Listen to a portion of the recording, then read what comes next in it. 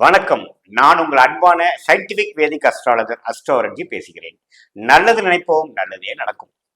தொடர்ந்து நம்ம வீடியோஸ்லாம் பார்த்துட்டு இருப்பீங்க நம்புறேன். சயின்டிபிக் வேதிக் அஸ்ட்ராலஜி முறையில எந்தவித மூட நம்பிக்கைகளையும் போகாமல் உள்ளது உள்ளவாறு மிகைப்படுத்தாமல் பார்த்து கொண்டு இருக்கிறோம். அந்த வரிசையில் இந்த வீடியோவில் நம்ம என்ன பார்க்க போறோம்னு பார்த்தீங்கன்னா, செவ்வாய் திசை.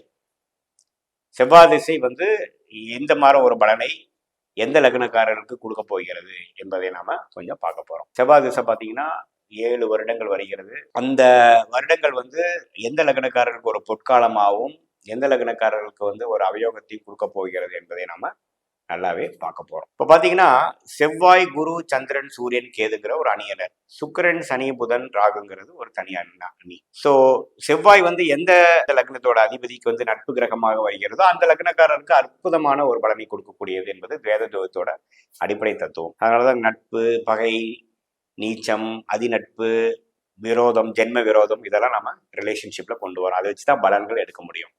ஸோ பார்த்தீங்கன்னா செவ்வாய்ங்கிற கிரகம் தனுசு லக்னம், மீன லக்னத்துக்கு ராஜயோகத்தை கொடுக்கக்கூடியவர். ஏன்னா செவ்வாய் தனுசு, மீன லக்னத்தோட அதிபதியாகிய குருக்கு அதிநண்பராக வருகிறார், அதிநட்பு கிரகமாக வருகிறார். ஸோ அவருக்கு மீன லக்னம் எடுத்துட்டீங்கன்னா செவ்வாய் 2க்கும் 9க்கும் உடைய பாகிஸ்தான் அதிபதி என்று சொல்லப்படுகிற 9க்கு வரக்கூடிய ஒரு அதிபதியா வரவனாலையும், தனுசு லக்னத்துக்கு 5ஆம் வீடு, 12ஆம் வீடு அப்படிங்கிற லட்சுமி ஸ்தானம், பூர்வப்புண்ணிய ஸ்தானம் என்ற 5ஆம் வீட்டுக்கு அதிபதியா வருவதனால் மீன லக்னத்துக்கும் தனுசு லக்னத்துக்கு ராஜயோகத்தை கொடுக்கக்கூடிய ஒரு கிரகமாக வருகிறது. நல்ல ஒரு மிடில் ஏஜ்ல செவ்வாய் திசை தனுசு லக்னம் மீன லக்னத்துக்கு வந்தா அருமையா இருக்க போறது, கொடுத்து வச்சவர்களாக இருக்க போகிறார்கள். அதே சமயத்துல எந்த ஒரு லக்னக்காரர்களுக்கு செவ்வாய் வரக்கூடாதுன்னு பாத்தீங்கன்னா கன்னி லக்னக்காரர்களுக்கும் மிதுன லக்னக்காரர்களுக்கும் வரக்கூடாத ஒரு தசையாக இருக்கிறது. ஏன்னா புதன் அவருக்கு பிடிக்காத ஒரு கிரகம். மிதுன லக்னம் கன்னி லக்னத்துக்கு அதிபதி என்று சொல்லப்படுகிற புதன் உங்களுக்கு தெரியும். அந்த புதனின் லக்னமாகிய கன்னி லக்னம் மிதுன லக்னத்துக்கு செவ்வாய் திசை 7 வருஷம் வரும் பொழுது பாடாப்படுத்துகிறது. வம்பு வழக்கு பிரச்சனைகள் எல்லாம் கொடுக்கக்கூடிய ஒரு தசையாக வருகிறது அப்படிங்கிறது நீங்க தெரிஞ்சுக்கணும். சரி, இப்ப சனியின் லக்னமாகிய கும்ப லக்னம் மகர லக்னத்துக்கு செவ்வாய் திசை வரும் பொழுது கும்ப லக்னத்துக்கு 10ஆம் வீட்டு அதிபதியாகவும் 3ஆம் வீட்டு அதிபதியாகவும், மகர லக்னத்துக்கு 4ஆம் வீட்டு அதிபதியும் 11ஆம் வீட்டு அதிபதியா வரனால பாதக அதிபதியாகவும் செயல்பட போகிறார். ஸோ ஓரளவுக்கு பாதகத்தையும் ஒரு நார்மலான ஒரு ஆவரேஜான பலனை கொடுக்கக்கூடியவராக இருக்கிறார் என்று தெரிந்து கொள்ள வேண்டும். அவர் திருப்பலம், ஸ்தானபலம், திக்பலம் பெறும்பொழுது ஒரு நல்ல பலனை எதிர்பார்க்கலாம். பட் என்னதான் இருந்தாலும் மீன லக்னத்துக்கும் தனுசு லக்னத்துக்கும் கொடுக்குற அளவுக்கு ராஜயோகத்தை கொடுக்க முடியாது.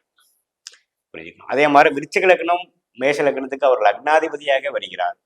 விருச்சிக லக்னத்துக்கு லக்னத்துக்கும் 6ஆம் வீட்டுக்கு அதிபதியாகவும், விருச்சிக லக்னத்துக்கு லக்னத்துக்கும் 8ஆம் வீட்டுக்கு அதிபதியாகவும் வரனால அவரே நல்லதும் செய்வார், அவரே சில பிரச்சனைகளும் கொடுப்பாருங்கிற அளவுக்கு மாதிரி ஒரு மிக்சடான ஒரு பிளானட்டாக விருச்சிக லக்னத்துக்கும் மேஷ லக்னத்துக்கும் லக்னாதிபதியாக வருகிறார். துலாம் லக்னத்துக்கும் ரிஷப லக்னத்துக்கும் பார்த்தீங்கன்னா 7ஆம் வீட்டு அதிபதியாகவும் 12ஆம் வீட்டு அதிபதியாகவும் வருகிறார். ஸோ அவரும் பார்த்தீங்கன்னா லக்னாதிபதியாகிய சுக்கிரனுக்கு நட்பு கிரகமா இல்லாதனால செவ்வாய் திசை ஒரு சுமாரான பலன்கள் தான், பெரிய ராஜயோகத்தை எதிர்பார்க்க முடியாது என்பதை நாம தெரிஞ்சுக்கணும்.